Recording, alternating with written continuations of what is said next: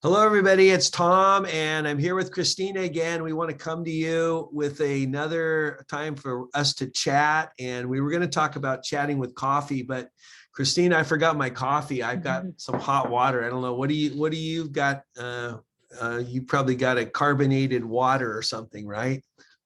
I do have a LaCroix back here. Probably There going you to run go. out. I might need to grab one. Well, But this, I forgot my 3 p.m. coffee today. Now that you bring that up, yeah, it's this going to this be a is problem. Yeah, this is the kind of time of the day too. We're filming this in the afternoon where I could use a little jolt to keep me going. But hey, it's good to see you, and I enjoyed our conversation, and I'm looking forward to tonight, just kind of chatting too. And so we were going to jump on with a kind of a thought in a conversation you were having, and so I'm going to let you take it away. We're going to talk about Jesus tonight. Right? Right. That's a big topic in one Yeah, night to talk about. yeah. Let's Let's get it just all talk about figured Jesus out. in 15 minutes. 15 minutes, we'll get it all figured out, right? That's funny. Yes. Well, I think when you said that and you're like, well, let's talk about Jesus, the first thing that came to my mind was, you know, being newer to, I mean, I've been a Christian for a long time, but then you go through these phases with, of how deep in the walk of faith I'll just talk about myself. And I think maybe 4 or 5 years ago when I started this journey and we started coming to PNC, I was real comfortable with the word God. Right. Real comfortable with it. I think culture is open to the word God. I think God is a safe thing to say, but really thinking of it in terms of Jesus or saying Jesus or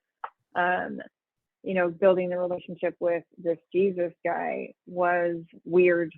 Like it felt weird, and Yeah. I don't know why it did, but it doesn't feel weird anymore because the relationship is there. But that's what I thought about when you're like, let's talk about Jesus. I thought, well, I remember it being kind of weird to being super comfortable praying to God, talking about God, but not really super comfortable saying Jesus. And I think that there's maybe sometimes somebody's like, they don't really want to talk about Jesus, but Yeah. I'm with you. I mean, I think it's easier for me to bring up the subject of God in a conversation than Jesus, and maybe others feel that same way. Obviously, you and I share that it's like, I don't know, maybe I don't know why, except maybe it's more personal. It's more, God can be sort of this nebulous kind of thing out there, but when you start zeroing in on Jesus,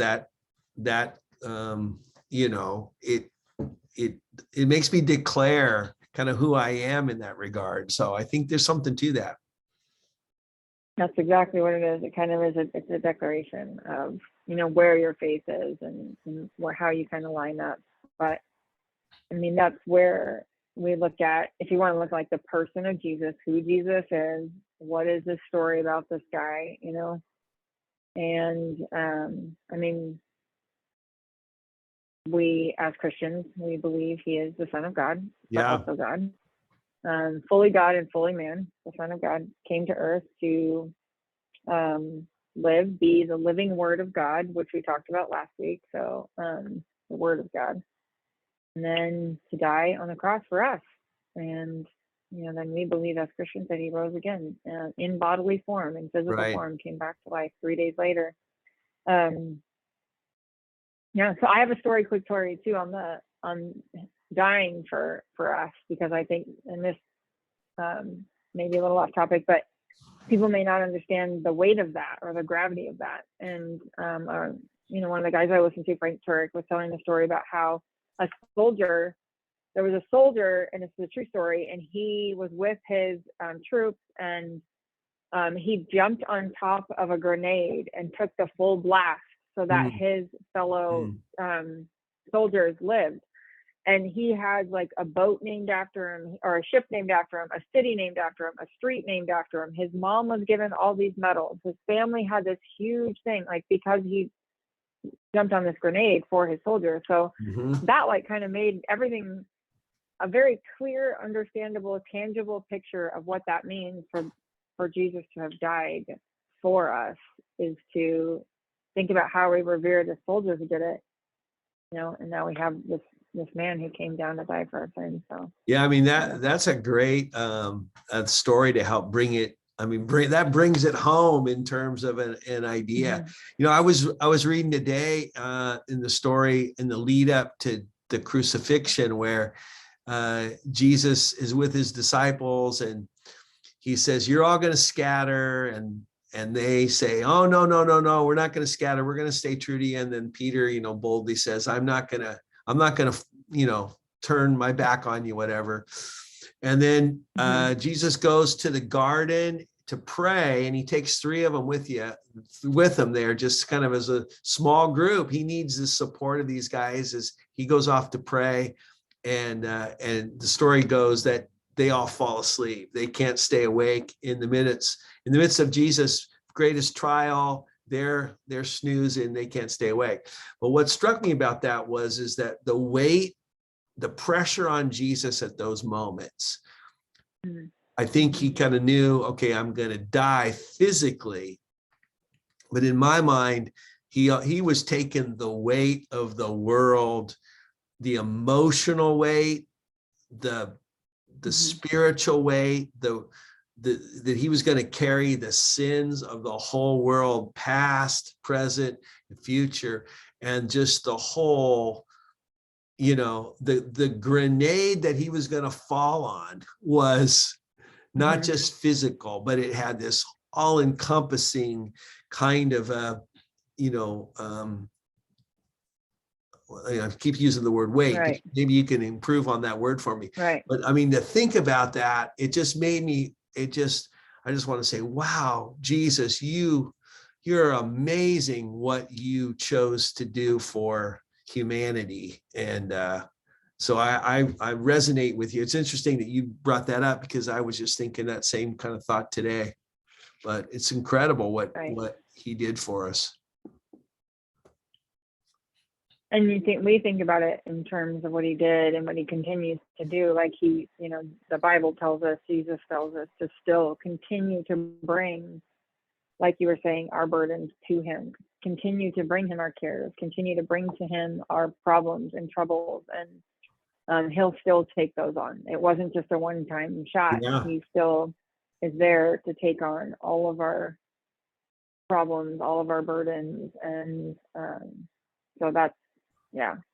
And I know I can feel that still when I'll lay stuff down at his feet, and just say, is this too much?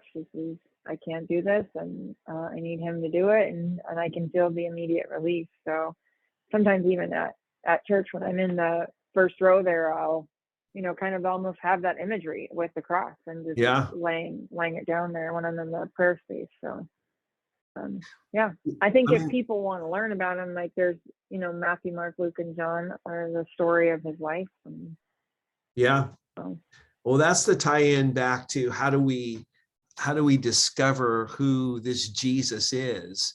And I think that those are we talked about this last time, but we've got Matthew, Mark, Luke, and John that kind of tells the biographical stories. And then we've got the interpretation of his life. But then a lot of it is the lived out faith life that we live. Like you said, those moments where the presence of Jesus is real and you say, I got to lay my burdens at your feet, knowing that you died on that cross for not just the world at that moment, but for my life, in 2022. And I think it's pretty phenomenal when we really embrace that. And I think it's kind of a faith. I mean, it is a faith decision that you and I or others that we make to say, we're going to trust in Jesus to be able to carry these burdens that, we try to carry, but I don't know about you, but I'm not very successful at carrying my burdens or the burdens of the world. I'm so grateful that I have Jesus alongside me that I can entrust my life to. Right. And you say that when you're bringing up trusting, and hopefully I didn't lose my train of thought, but about trusting him and give me a second. I might have lost my train of thought on it, but you were talking about trusting him and Well, I was just talking about the I fact that think that, in the current time, we have to, again, there is the part that we have to play is, do we trust Jesus with our right. stuff? And maybe that's a prompt that helps you to kind of think through what you were saying. Yeah, it is. I think when we talk about, like, do we trust him? So again, I'll bring up some of the folks I listened to. One of the things I heard was, he said, if this guy rose from the dead, which we believe, and there are, Yeah. and that there's evidence that he did, Yeah. then I trust everything he said. you Yeah. know?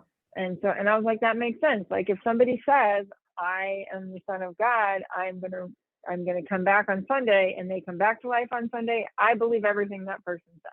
And Absolutely. so, and again, we were talking about scripture and reading the Bible last time, and how it can come to life and how it can be applied to our lives today, how it's a living text, how we read his stories. He spoke in, parables, which are stories, or, what analogies, and they can be applied in so many different ways to all the things that we are going through today. And so I think when I look back on some of them, I did a whole Bible study on his parables, and I mean, you can apply them in so many different ways, in so many different times. Yeah. And so I think we have so much of his word and so much of his guidance to trust him. And then also the experience, right? I mean, once you experience it one time, it still blows my mind. It still blows my mind, doesn't it? I mean, don't you still get when there's something, when you trust him, and then it's like it works out, and you know that it was him, and you have that experience, and then you're just like, it still blows my mind, just absolutely, as much as it did the very first time. Absolutely. It's interesting, because when you first kind of did, you went through what Jesus has done for us. I thought you summed it up so well earlier in our conversation. But what do you say to that person that says, I mean, this Jesus was a historical figure thousands of years ago. How in the world can I put my trust in the fact that he's still real and alive today? How maybe did you work through that? And what would we say to people who might have that legitimate question? I think if they have, that's a great question. I think if they have that legitimate question, and they have that legitimate curiosity. Yeah. And if they have that legitimate curiosity, all we need to do is encourage them to ask Jesus to have the experience, and for them to remain open to it. Some people aren't open to it, and they're like, I don't believe it. It's not going to happen. But if they come into it with that curious question, that's the perfect spot. That's all you need to do. That's the best starting point, is curious instead of critical. Right. And if you're curious instead of critical, then that means your heart is open, and we don't have to do anything. You don't have to do anything. They don't even have to do anything, because Jesus is going to come in and do something. Yeah. And go ahead. I mean, I just think that's a perfect opportunity. If you can catch somebody in that, and then let Jesus do what he does. I think too, along with that, is you don't have to have full faith. If you bring Jesus a little bit of faith, and you say, okay, Jesus, here, I'm struggling with this, but I'm going to give you this faith. There's a faithfulness or truthfulness in Jesus that's where you're saying, give him what you've got and let him stir in you and see what happens. And I think that, like you said, he's faithful to recognize that if we legitimately give him even the small amount of faith, right? Right. And it grows like that. I mean, I think I kept him in a church setting for a long time, and didn't bring him into any other parts of my life. And then, as the faith grew, realizing that there's just nothing outside of him. So it's not like this is here and this is here. Jesus can be at church and with my church friends, but he can't be in my place. He's 100% in my workplace. He's 100% in my family. He's 100% in my everything I do outside of that. So I think that's how you can see it grow. But I just gave him a little bit, like I just needed a little bit of help in this one little area. I'll take the rest. Don't worry, I got it, but they didn't really work out that way. What it works out is it just keeps growing and it just keeps getting bigger and the faith just keeps getting stronger. And the little miracles are there, the big miracles are there. And it just proves, that he's totally alive. And I don't feel him 100% all the time, but I think some of that's me and some of that's just him. And I know where that's at. So I don't know if you can hear that, but yeah, I mean, I think it's great. I'm just with you. I just think that sometimes people might have some doubts and they think, well, if I can't dive in 100%, I think Jesus is he's knocking at the door.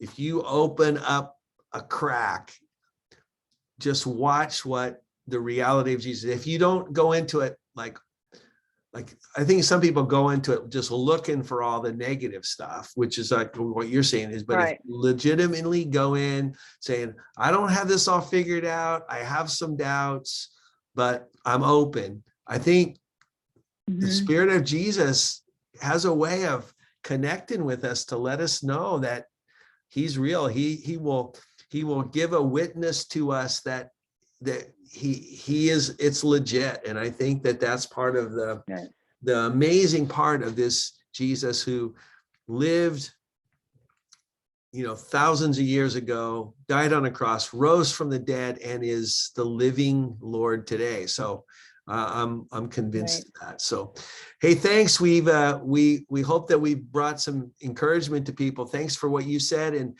hey, next time, let's talk about why we trust in the resurrection, because like you said, I think there's some historical figure parts of that and how that works. And I think that would be a good thing for us to unpack. So thanks. And until next time. All right. Thanks, Pastor Tom. See ya. Thanks, everybody.